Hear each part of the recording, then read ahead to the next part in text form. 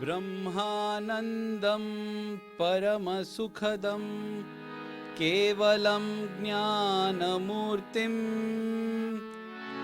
द्वन्द्वातीतं गगनसदृशं तत्त्वमस्यादिलक्ष्यम्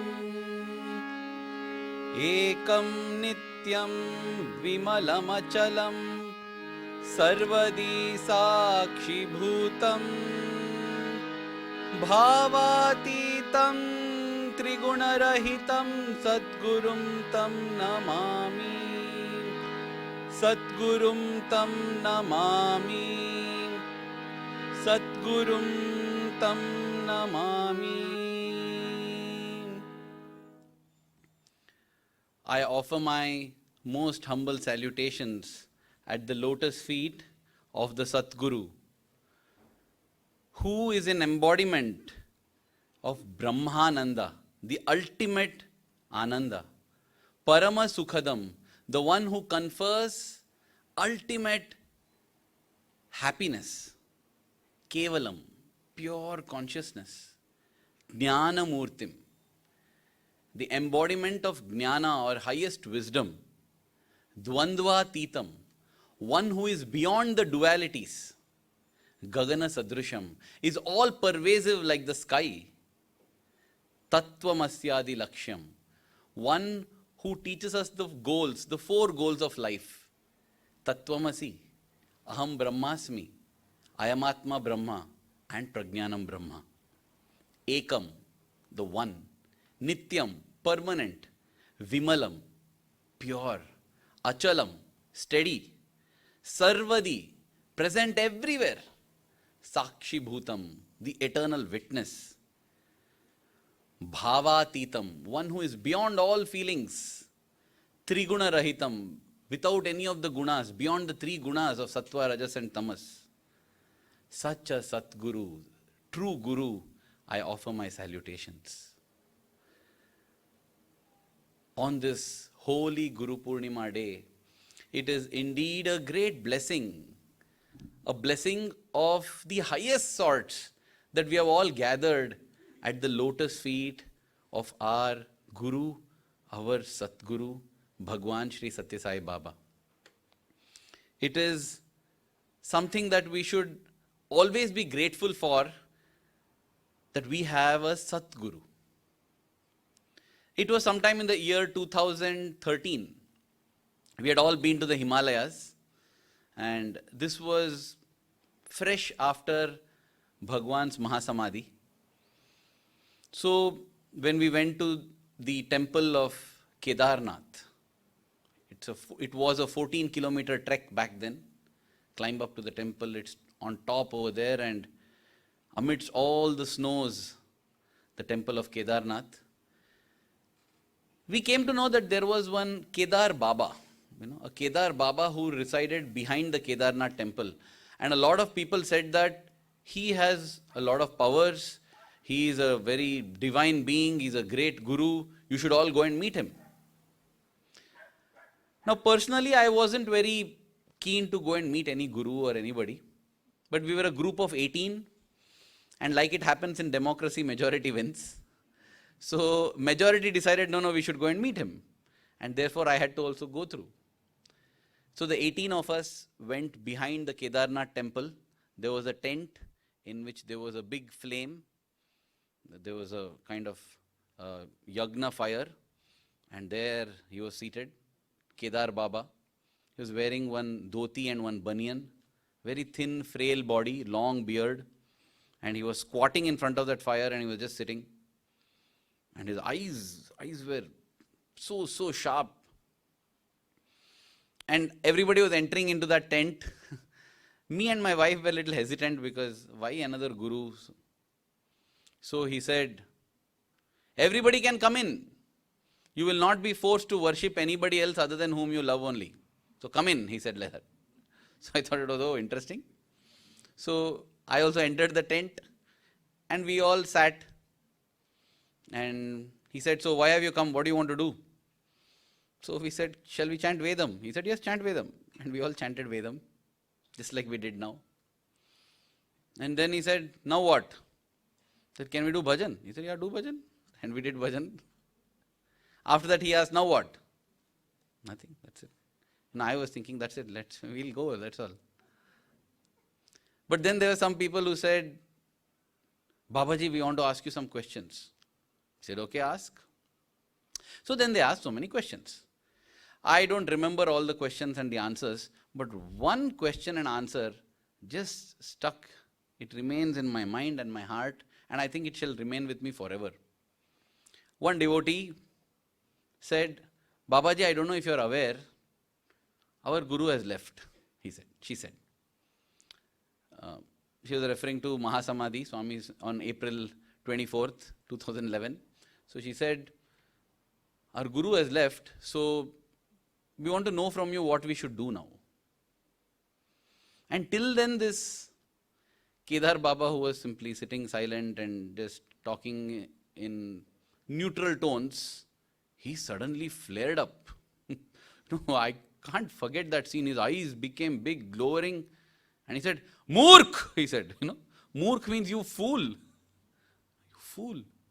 And that devotee was also taken aback.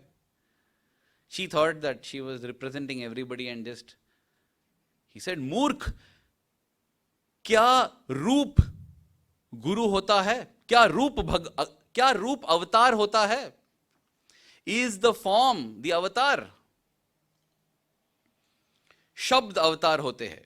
Shabd guru hota hai, he said. He said the words of the avatar is the avatar. The words is the guru. And then he said, you're telling your guru is gone, the words are there. Follow the words. The words are forever there. This was an answer that has remained so firmly embedded. When we think, Swami is physically not with us. Yes, the form is very beautiful and captivating. But no form will stay forever anytime. But the words are forever. And on this Guru Poornima day, I think the best way we can offer our love, gratitude and respect to the Guru who is seated here, though we are not able to see him, he is seeing us. We are able to feel him. He's sitting here and he is blessing all of us. There is no doubt in that. And the greatest blessing is that we are getting this opportunity to remind ourselves that he is there here. So it is on this day that we should spend a little time to contemplate on the words that he has given us. Speaking on the Guru, the Satguru, let me share an incident that happened today morning. These are little instances for the world possibly, but they mean a world to me. And I'm sure all of you also have experienced these experiences where it might be small things, but it means the world. The topic was given to me, Satya Sai Baba, Swami, the ultimate Guru. And I said, Swami, what do you want me to speak about? About you as the ultimate Guru, which aspect, what shall I speak? The day back in India when I was wondering what should I speak, a very senior member of the Satsaya organization says, here is something that I think everybody should know about Swami as the Guru. My ears perked up. Yes, what is it? I said, Swami is not just a Guru. Swami is the Satguru, he is the Jagat Guru, and he is the Guru Nam Guru. And I said, thank you, Swami. This will be the topic for my 3 talks. Swami the Satguru, Swami the Jagat Guru, and Swami the Guru Nam Guru. Satguru is the true Guru, Jagat Guru is the universal Guru, and Guru Nam Guru is the Guru among Gurus. I said, wow, this is lovely. So today morning, I thought I should speak about Swami the Satguru. And I had gathered a few thoughts. And in the morning, when I woke up, I had my bath, I got ready, and I sat and prayed and I said, Swami, I got inspired that day and I picked the topic. I just hope that it is what you want. So with prayers to you, I am going to search on the internet for Swami as the Satguru, what you are saying in Satya Sai Speaks. So I searched for what Swami says about Satguru in the Satya Sai Speaks. The first discourse that threw up in the search results, which said, God alone is the Satguru. I said, this is what I should speak about. I'm going to read this discourse. And I began to read that discourse. And Swami beautifully begins this discourse with this Brahmanandam Paramasukhadam Kevalam Jnanamurtim Dvandavatitam Gagana Sadrusham Tattvam Asyadi Laksham Ekam Nityam Vimalam Achalam Sarvadi Sakshi Bhutam Bhavatitam Triguna Rahitam Sadgurum Tam Namami. This is the Satguru to which we must prostrate. A Satguru who has all these qualities. And when we look at all these qualities, only God can have these qualities. And that is what Swami says. Swami says there that when you say Guru Brahma, Guru Vishnu, Guru Devo, Maheshwara, people translate it as Guru is Brahma, Guru is Vishnu, Guru is Maheshwara. Brahma is the creator, the generator, the one who generates the world. Vishnu is the preserver, the organizer of the world. These are just names given to different aspects of God.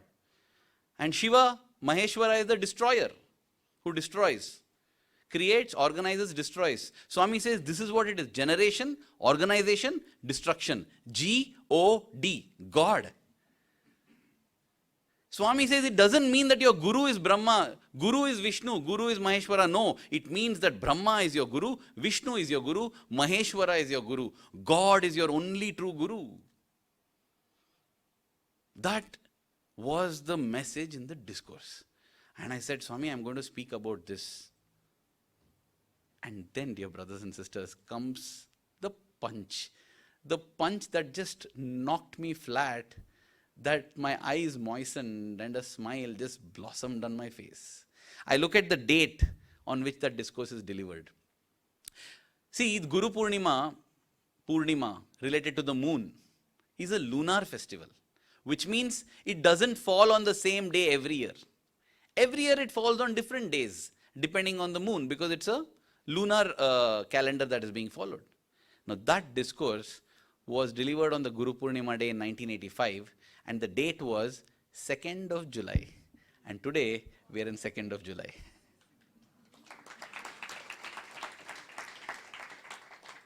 A small thing where the world is concerned, but it meant a world for me. From the beginning, I just realized that, Swami, I'm not the one who is speaking. You gave the topic, you gave the theme, you have given the content, you have given everything. I will just be the speaker over there. Speaker. You know, once there was a student who was feeling so nervous because he had to give a talk. It was his first time. He was the selected speaker for that day. And Swami came to him and said, what are you so worried about? He said, Swami, because I'm the speaker today. Oh. And that day, as Swami was speaking, it was a practice that before the bhajan, for 15 minutes, an instrumental music would be played. A flute music. One flautist was there who used to play that music. So it became 5:15, so he began the flute music. So Swami said, what is this? I said, Swami, that music. Where is it coming from? I said, Swami, from the speaker. No. Yes, Swami, it's coming from the speaker. Speaker is amplifying the sound. Where is the music coming from? Oh, Swami, music is from inside. Remember that. You know, all of us are just speakers from whom the sound emanates. But the music comes from within, comes from inside. And inside is him who is sitting. And that is why I say we are so blessed to have a Guru who is Ekam, one, who is Nityam, who is permanent, who is pure, who is Achalam, who is steady, who is always there. Beyond the 3 periods of time, he is always with us. He'll never leave us. Just call out to him and see how he'll respond. That's all. It's an open invitation and open challenge. Call out and he will respond because that is his promise. And so, with great joy, with great gratitude to Swami for having given the topic, for having given the words, for having given everything, I will continue to speak on what a Satguru is. Now, the qualities of a Satguru, Swami already defined in that beautiful poem, Brahmanandam Paramasukhadam. But what a Satguru does to our life, I think is beautifully captured in a bhajan. Brother, can you give me the Shruti for Yeah, C minor. There's this bhajan.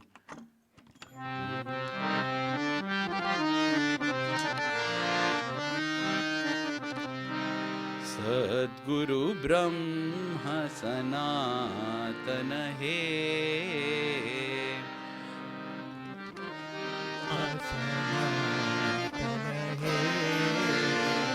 Paramadaya Ghana Pavana He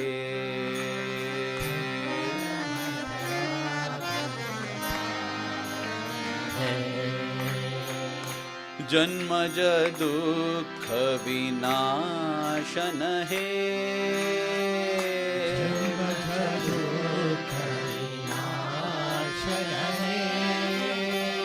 Jagadodharana Karana He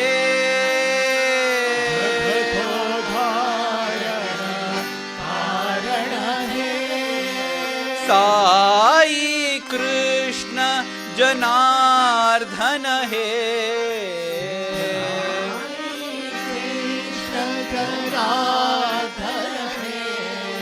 Janardhana He Janardhana He Janardhana He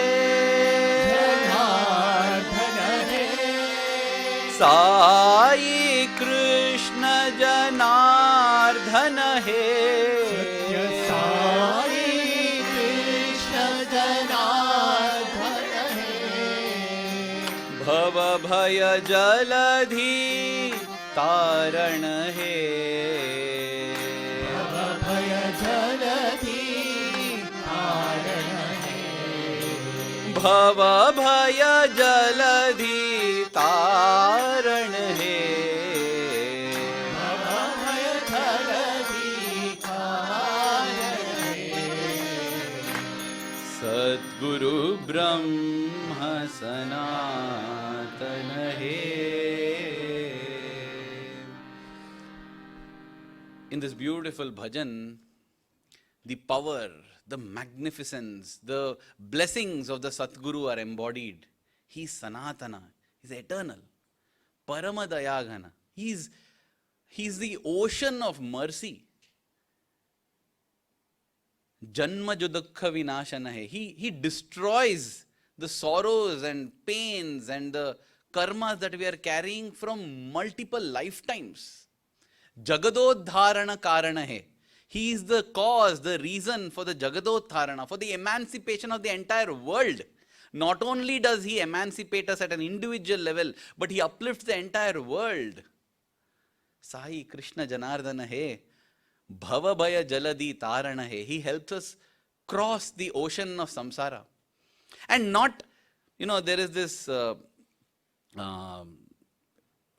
stotram that is sung on Guru Poornima, which says, Ananta Samsara Samudra Tara Naukai Tabhyam Guru Bhakti Dabhyam. Meaning, you are that boat that takes us across this ocean of life. That is possibly true for a guru. But who is a Satguru? On one occasion, when all the students were seated around him, Swami said, boys, children nowadays learn Baba black sheep. Swami said, but this Baba is not a black sheep. This Baba is a white ship, he said. Not a black sheep, but a white ship. He said, because with purity, I will take across everyone. We always consider the guru as a boat, right? A boat can hold 5 people, 6 people. But a ship, a dreamliner this is, he can take across thousands across the ocean of samsara. That is the blessing that we have got. We have got Swami, who is a Satguru, who takes so many across. At first I thought, let me narrate one story for each of these aspects. For Satguru Brahma Sanatana Hai, Paramadayagana Pavana Hai, Janmaja Dukkha Vinashana Hai, Jagadodharana Karana Hai, and Bhavabhaya Jaladi Tarana Hai. I thought 5 stories, let me share. But instead of that, Swami gifted one story which has all these 5 aspects. And that is the beautiful story I thought I will share on this holy Guru Poornima day. This is a story of a person called Muhammad. Strange, right? Speaking about Muhammad on a Guru Poornima day, but that is what Swami does. Swami brings all religions, all people, everything together because all are one. Ekam, Nityam, Vimalam, Achalam. Let me take you back to the 1980s, the middle of the 1980s. There is a Sevadal coordinator from the state of Orissa, Mr. Prithviraj. And he's taking his rounds. He usually does his duty in the South Indian canteen. So he's taking his rounds there in Prashantinilayam to ensure everything is in order. He sees that there is some commotion happening at the Gopuram gate, one of the gates of the Prashantinilayam ashram. There is a Sevadal person fighting with another person, and the noise is growing. It's becoming a serious fight. So he goes to him. He says, what is the matter? What is the problem? Sir, this man is trying to manhandle me, says the person. This Sevadal, he is trying to misbehave with me. And the Sevadal says, this fellow is trying to smoke a cigarette over here. Yeah, my cigarette, my body, why can't I smoke? You smoke with your body, your cigarette, not here. And this is the fight that's going on. Half burning cigarette, he wants to puff it and this fellow is pushing it back. No, you're not permitted to smoke here. Now I want to smoke here. Oh. So to diffuse the situation, Mr. Prithviraj says, okay, don't fight. Come, you smoke, you come. And just holds him by the shoulder and leads him out of the gate. Get out of the ashram, you smoke, how many? Whole packet you want, you smoke. So he says, no sir, tell me what is the problem. Swami has permitted me to smoke. Who is this fellow to stop me? He goes, that's right, please smoke. But he wanted to just take him out of the gate. So he takes him out of the gate, diffuses the situation. A burning issue there, solves it. And now, this person, then okay, he's continuing to smoke. But now Mr. Prithviraj is very curious. Mr. Prithviraj was formerly an advocate in the Supreme Court of India, and he has been in the judicial field all his life. So he was very curious with one statement that this person made. This person said that when Swami has no problem with me smoking, what is this guy's problem? Swami has no problem with him smoking. What? Let me. So he says, so you said that Swami has no problem with you smoking. Did he tell you like that? No, he didn't tell me. He only gave me the cigarettes. Huh? So when did he give you the cigarette? Oh, it's a very long story. No, I have all the time. Come. So he took him to a tea shop opposite to the Gopuram gate there. Yeah, please tell me. This is 1985, I think, 85, 86. So he said, yeah, please tell me what is it. He says, okay, my name is Muhammad. Sairam Muhammad. So what do you do? In brief introduction, right? Yeah, I actually till recently, I used to smuggle. Oh, you used to smuggle? Yes, small things, little things. I got the big break in my life, nearly about a year ago, when some people approached me and said that here is something that you have to transport to Bombay.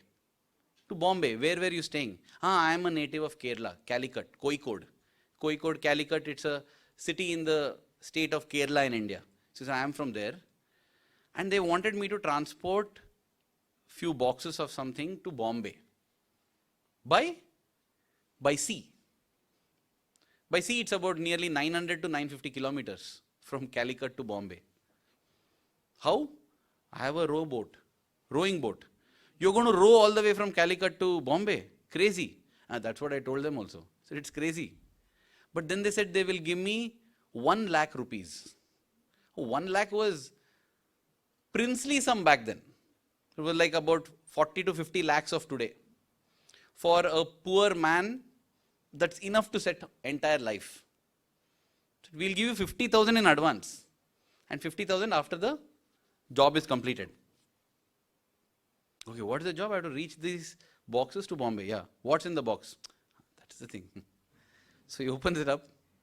Drugs it is. Packets and packets of drugs. About maybe 100 to 150 to 200 kilograms. Okay. So I am supposed to smuggle this. Yes, this you are supposed to take.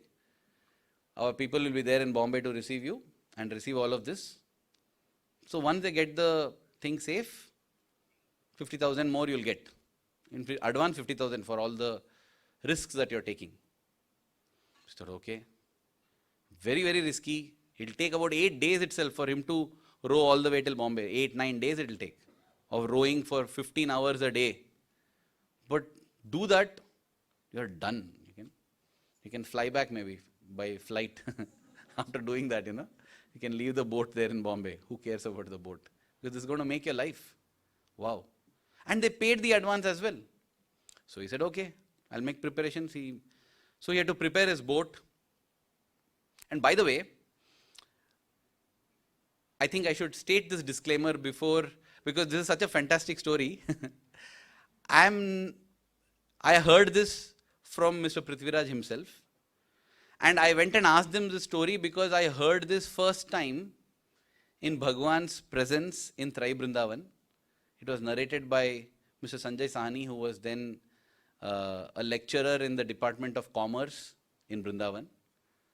And I heard this again in Sai Kulwant Hall, narrated by Shri Ruchir Desai, another lecturer, during the Dasara celebrations. So it has been narrated at least twice in Swami's presence. And that's why, keen to know every little detail, I found out that it was Mr. Prithviraj and I got this story. Just as he's getting the story from Muhammad. So Muhammad now prepared his boat. So first he put a layer of sand and then put all these treasure packets and then another layer of sand and then coconuts. And as advised by those people, some of the coconuts were laced as bombs in case you need it for escape. You can throw nuts and blow nuts over there, you can just save yourself. So all these preparations are made and now he's ready to set off. And he sets off. He sets off. Hard work it is, but the lure of life being set. So beautiful. He's very, very happy. Somehow do this and get it. Yeah, he and his wife will not have to worry about anything in life again. And yeah, they had no kids back then, but he thought, yeah, once this is done, have kids and everything, life will be set. He grows. When he reaches somewhere near Goa, Goa is the state that comes before Maharashtra, Bombay. So he's 70% journey complete, 4-5 days done.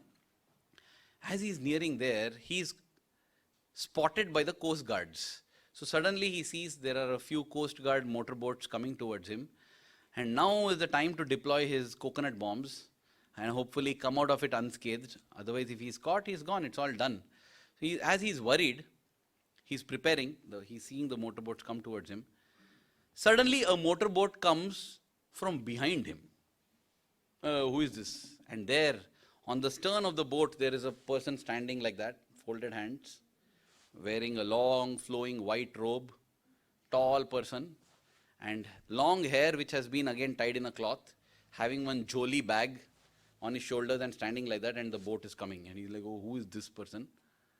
That person says, you are doomed, Muhammad. You will be caught. He knows my name also. He's part of the gang or what like that. So who are you? He says, I have come to save you. How will you save me? You just get onto my boat. Let me get onto your boat. So this is a time when there come those moments in your life when you have to make a quick decision. You have to choose. And depending on what you choose, your life pans out in that direction. And there's not much time for him to think. So he says, okay, if not anything, this guy will get caught, right? I'm at least on a boat that is drug-free. Because this way, so he says, okay, sure, come. And that's a motorboat also. So he gets onto the motorboat. That person gets into his boat. And as he gets in, this guy puts off the motor. Because let us see what happens. This person who has got into his boat starts calling out to the Coast Guard, hey, here, I'm over here. Come here. This crazy man. So he turns on the motor, goes little away. And from a distance, he's watching. So the Coast Guard comes close. And as they come close, he's seeing what this person is doing. This person then turns to all of these people and says, So why have you come here? They say, what you're doing here? Carrying coconuts. Yeah, I'm carrying coconuts and salt. Coconuts and salt. Very, very unbelievable story, You can't believe such stories only. What do you mean you're coming? We get enough coconuts here and salt in Bombay. We make salt. We have the whole ocean beside us, whole sea beside us. No, really. And from his joli, he pulls out a kacha keri, he pulls out a mango, a raw mango, pulls out a knife, slices the mango, digs into the sand and pulls out a packet, and pokes the knife inside it, pulls out that white powder, applies it on the mango, and hands it over to the police. Okay. This guy is like, oh God, he's going to spike them. He's going to put them on a high. And those people eat it and say, yeah, strange, it's salt. So I have hundreds of packets of them. I have 150 kilograms of salt. Okay. And he pulls out all the packets. And this guy is wondering, I don't think I packed salt. But those police are also smart. They say, we know that in the top you have put salt. What about below?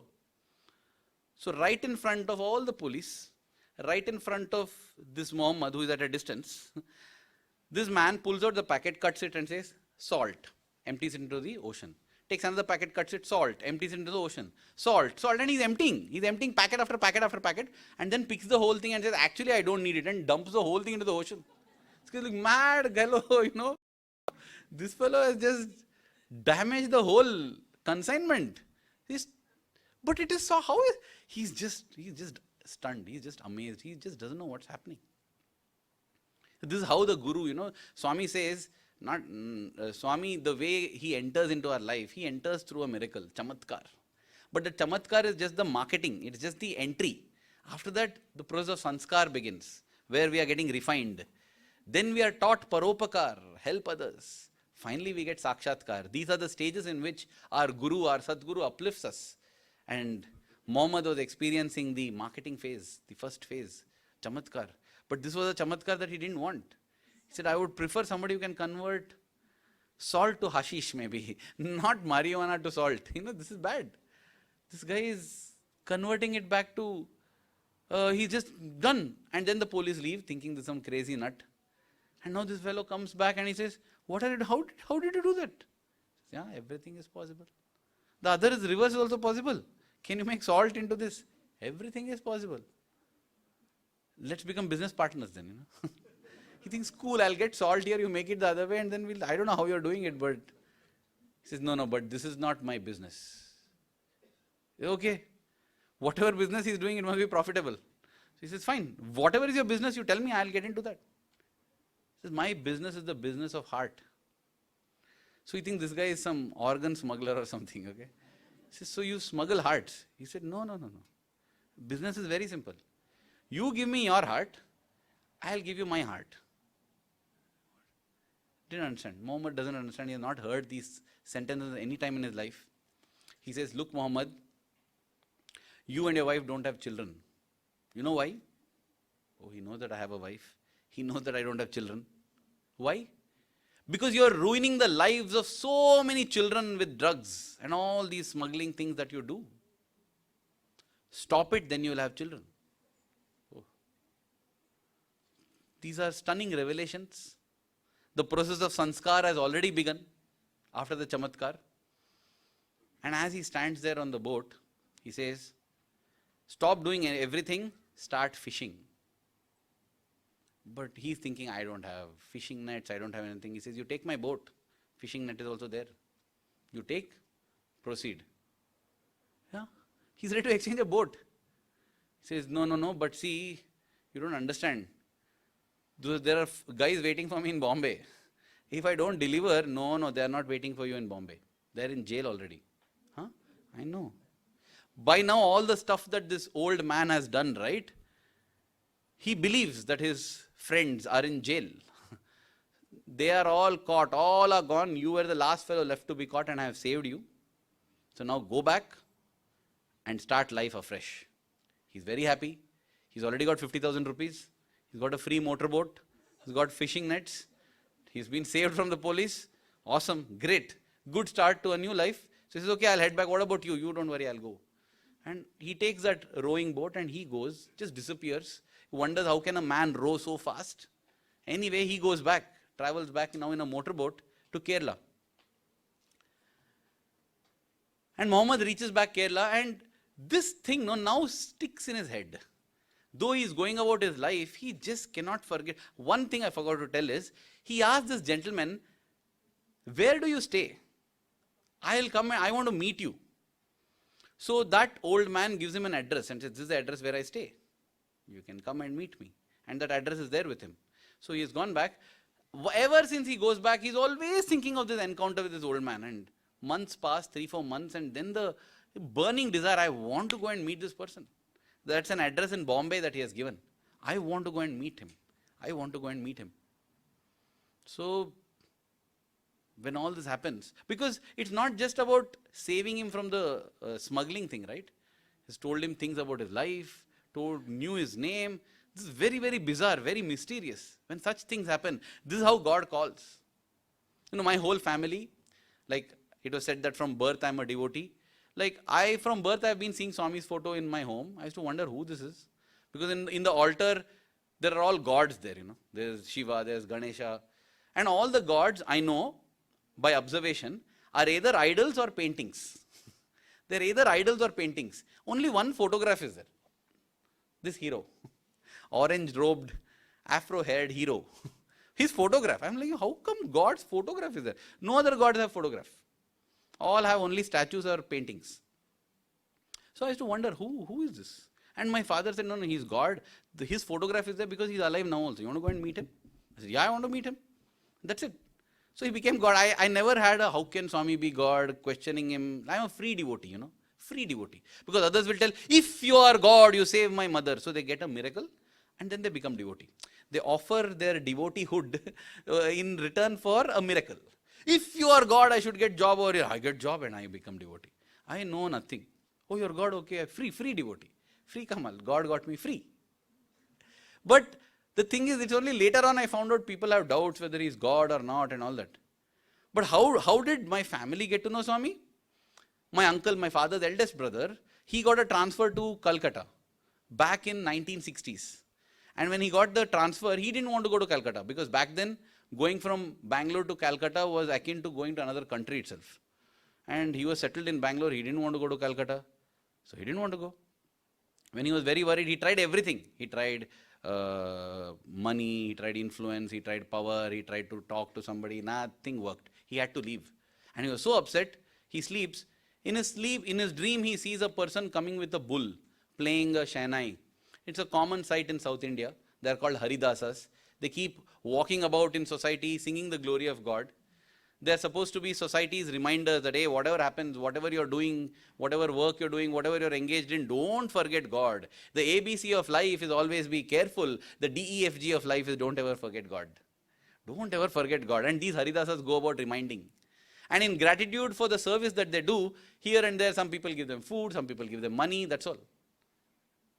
In spirit, this is a wonderful way they lead their life. So one Haridasa comes in my uncle's dream and he says, you're very worried, right? About your transfer? Don't worry, it'll all be fine. So my uncle wakes up. He doesn't know how it's going to be fine, but he feels very nice. Okay, nice, it's a very good omen. A Haridasa came in the dream and said, don't worry, it'll be fine. A couple of days later, as he's returning home from office, he sees at Sheshadripuram, there's a Rama temple. Sheshadripuram is still there. This Rama temple is also still there in Bangalore. Oh, there a small pandal has been put up and somebody is giving a speech and 40-50 people are gathered there. As he's riding on the scooter only, he just sees, who is this person who is giving speech? And he's shocked. There's a person there wearing an orange robe with an afro hair, speaking on the mic.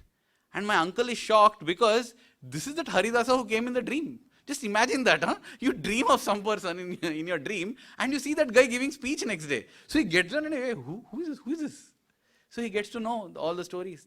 Satya Sai Baba, Puttaparthi, part 2, part 1 was Shirdi Baba, part 3 yet to come. All these, he hears all these. And he's like, man, this is damn bizarre. Very, very bizarre. Right? This is how he feels. This is possibly how Muhammad felt. Just to complete my uncle's story, he went to Puttaparthi and even before he could open his mouth, Swami called him for an interview and said, You will not be transferred anywhere, you will be in Bangalore only. If you have anything to ask, you ask. What else to ask? What I wanted to ask, you gave it unasked. Now I have nothing to ask. But this is a very important lesson from my uncle's life. When it was 2010, 2012 or 13, right, after Swami's Mahasamadhi, he was very keen that he wanted to shift over and settle down in Puttaparthi. He wanted to sell everything in Bangalore and buy a small house in Puttaparthi and stay. He tried a lot. He just could not. Why he could not? Because he had got a boon from Swami that you will always be in Bangalore. He passed away in Bangalore only. He could not come. That is why, dear brothers and sisters, beware what you ask from the Sadguru. Beware what you ask from God. Why? Because he will grant it. And 10 years later, don't repent having asked it. That's why don't ask. Swami would say, Aduga kuve o manasa. Oh mind, don't ask. Aduga kuve o manasa. Don't ask, just shut up. If you would ask, you may not get it, what you are seeking. Why? Not because God, so whenever Swami would say this poem, he would say, if you ask, you may not get what you are seeking. I used to think it's because God will tell, no, I won't give.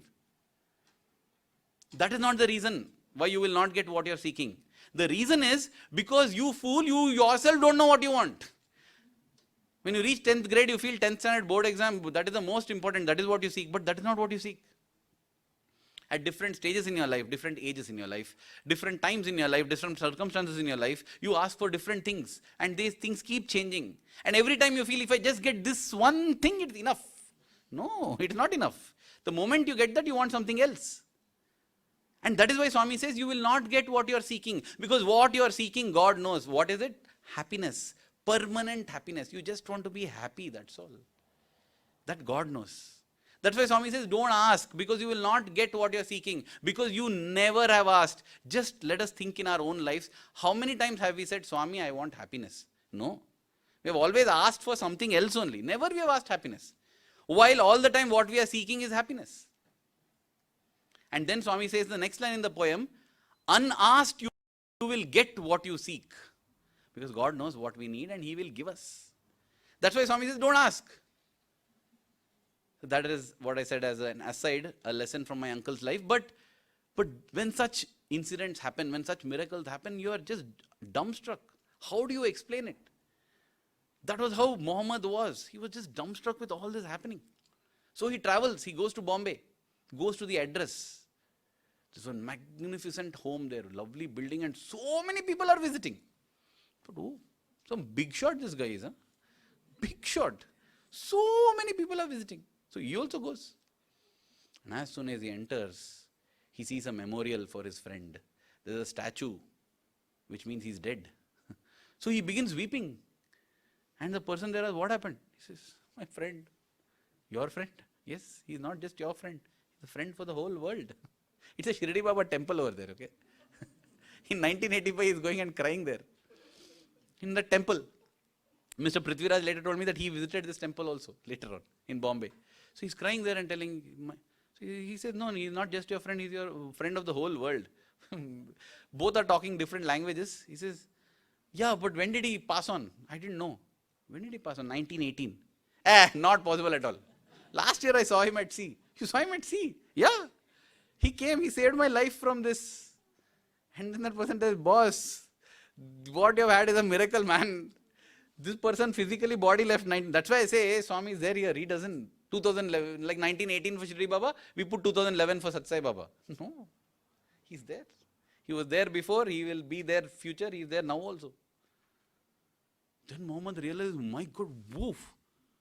That's it, wow, Shirdi Baba. So that's it, he becomes Shirdi Baba devotee. He's fascinated, he's like amazed. This is such a thing, like, he thought till now that he had experienced something amazing, and now he realized that what he has experienced is mind-blowing. Returns back to Kerala. And he's so thrilled. He tells his wife what has happened. And he says, you know what, let's clean our act. Let us fully dedicate. And this is God, man. This is God. How else will I explain? Still no children for him though. One day during Onam. Onam is a festival in Kerala that is celebrated on a large scale. It is the most important festival in Kerala. So on Onam day, he sees there is a group of people walking on the street singing bhajans. They are carrying a palki. And in that palki, he sees his Shirdi Baba there. Hey, wow. He's very happy. And next to Shirdi Baba, our hero is there. And he's like, who is this Chotu? Who is this? Who is this tiny fellow? That I know. Who is this? Oh, this is our Baba. But I heard that is the Baba. Yeah, that is Baba. That is before. Now Baba has come. Wow, this is another thing. Oh, he has come. He has come again. Part 2. Where? Puttaparthi. Oh, the great. So he travels. So that is the year in which he travels to Puttaparthi. 1985. He travels there, and during the festival of Onam, he's there, at the end of which Swami is granting special Pad Namaskar to all the people from Kerala. So he's also there in that group, and he's receiving this Namaskar. And in that group also, see, first time, imagine first time visiting, and first time itself you're getting Pad Namaskar.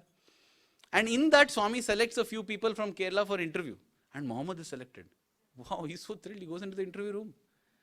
All this is very new for him, and he sits, and in the private inner interview room, he's face to face with Swami, only Swami and him there. And Swami looks at him and says, do you recognize me? He looks, no, I don't recognize you. I saw you in the photograph in Kerala, so I came. And then Swami touches him on his head. And as Swami touches him on his head, it's, I don't know what you'll call a vision or whatever, but he's seeing himself searching for a horse. He's searching for his horse which is lost. He's calling out. And there on the grass he sees this Shirdi Baba, whom he met in the boat, right? He's lying on the grass and saying, you have lost your mare, correct? You have lost your horse. He says, yes. Come here, Chand, Baba calls. And this person goes to him and he says, there, you have a smoke with me, come. And Shirdi Baba hits the ground with his satka, and there is a ember that gets produced. And then he wets his chillam cloth and tells you also, come, let's smoke together like friends. Only friends would smoke together like that. And he says, but Baba, he already calls him Baba and he says, but Baba, my horse. He says, your horse will be there, don't worry. So after a smoke, then Baba tells the horse is over there. He goes and see. And he finds his horse. And he comes and tells, Baba, you should please come. I'm coming here for a wedding, for my daughter's wedding. You should also attend. I'll come. Chand Patil. It's recorded in Shirdi Sai Satcharitra, how he had lost his horse. And then that Shirdi Baba turns to Swami and he comes out of his vision and he sees Swami sitting there. And he feels, my goodness. Swami had given him a glimpse of who he was, and now understanding what he had become, he feels so repentant. He says, Baba, what have I done? What have I done? It's not by fluke that we have come to know Swami. Dear brothers and sisters, whether we know it or not, something extremely good we have done, our families have done. It's not easy to get to the Satguru. So we may think nothing, we're just ordinary. You know what, I was happening to be there, I just happened to hear about Swami, I got to know. No, those are all just excuses. It's a great blessing. In Muhammad's case, he got to know and he felt so terrible about it. He got tears thinking how he had messed up such a beautiful opportunity. He was so close. He was so dear to Baba and what he had done of his life. But then the tears increased thinking, what is this compassion of Baba? Paramadaya ghana pavana he. Ultimate compassion. Janmaja dukha vinashana he. Jagadodharana karana he. That is Swami. And then Swami tells him, you don't have children, right? Because you have not improved your life. Give up fishing. Don't do anything. Don't fish also. My God. Same thing there. You know how? Step by step. Give up drugs. So fishing is good. No, it's better than doing drugs. Now give up this also. Stage by stage, Swami uplifts us. Swami is not very strict. And then, as he tells this, as Swami tells this, he bends down, holds holds Swami's feet and possibly says, Sai Krishna Janardhana He, Bhava Bhaya Jaladhi Taran He. Swami, please take me across. I don't want to get stuck again like this. Enough, Swami, enough. Let me be aware of who you are. Let me be aware always of this beautiful connection. And Baba says, sit, have a smoke.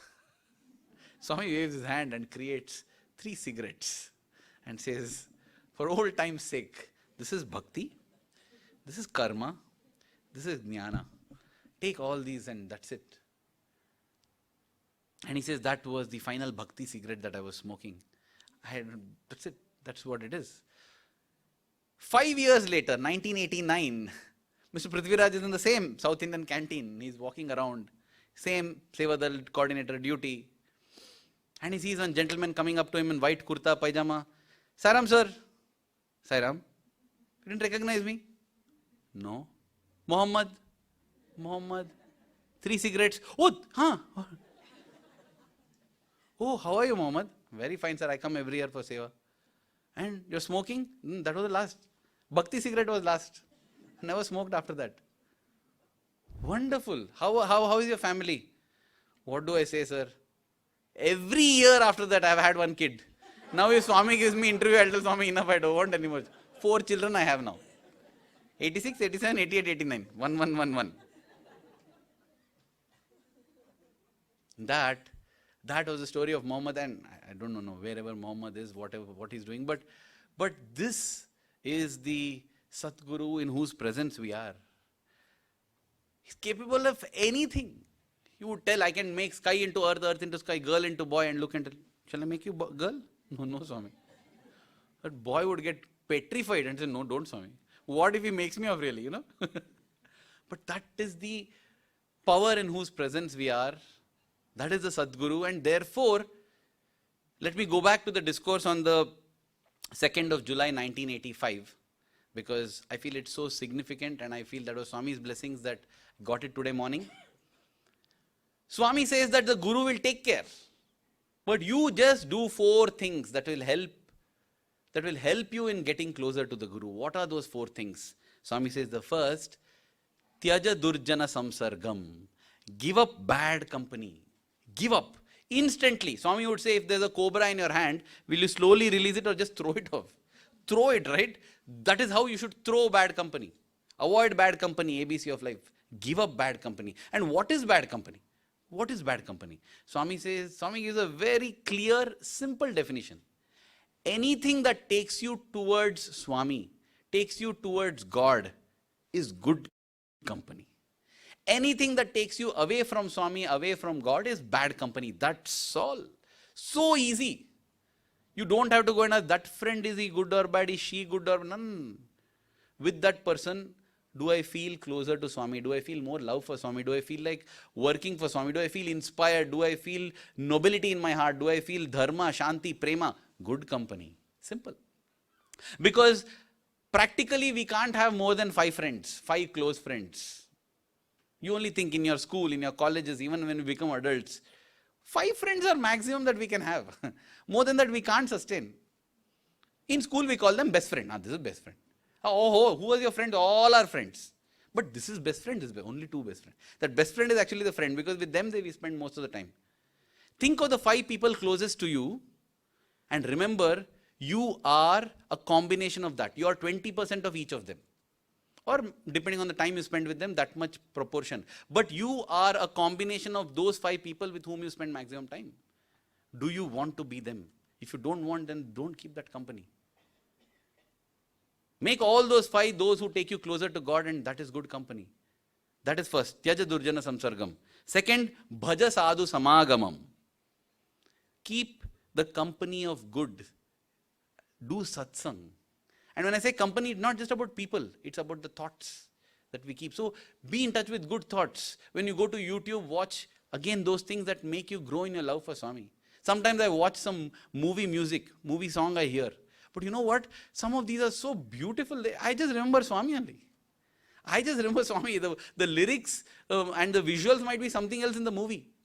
I have not even seen that movie. I have not even seen the visualization of the song. But I love the song because it reminds me of Swami. You are your own judge. It is not that anybody is looking over and checking what you are watching, what you are listening. No. It is for our own good to go closer. Everything else is a waste of time. Bhaja sadhu samagamam. This is the bhakti marga. Keep good company. Keep God company. Next, Kuru Punya Mahoratram. Do good day and night. Day in and day at night. Day in and day out, do good. Karma marga this is. And finally, Smara Nitya Anityatam. Keep thinking of what is Nitya, permanent, and what is Anitya, what is impermanent. Always in the background, keep thinking what is permanent, what is not. Because all the time we are spending on things that are not permanent. Wasting our whole life. That is the Jnana Marga. All the three are needed. That's why if we take the 9-point code of conduct, Swami has given a bit for all the three. There is Bhakti Marga in it, there is Karma Marga in it, there is Jnana Marga in it. We need all the three. I can't keep doing only bhajans. I can't keep only attending satsangs. I can't keep only doing seva. I need to do all. All are needed. Swami would say that our life is like a three-wheeler vehicle. And each of those wheels is karma, bhakti and jnana. So you need all the three. But your choice what you want as your front wheel. You can put your karma as front wheel. So you are predominantly seva, doing the other two as back wheels. Or you're predominantly bhajans, doing the other two as back wheels. But you need the back wheels, otherwise your vehicle will topple. So we need to do all the three and grow closer to Swami. And on this Guru Poornima day, expressing on everybody's behalf, I would like to express gratitude to Swami for having come into our life as the Jagat Guru. And I pray to him that every moment of our life, our love for him keeps growing and we go closer and closer to his divine lotus feet. Thank you. Jai Sai Ram.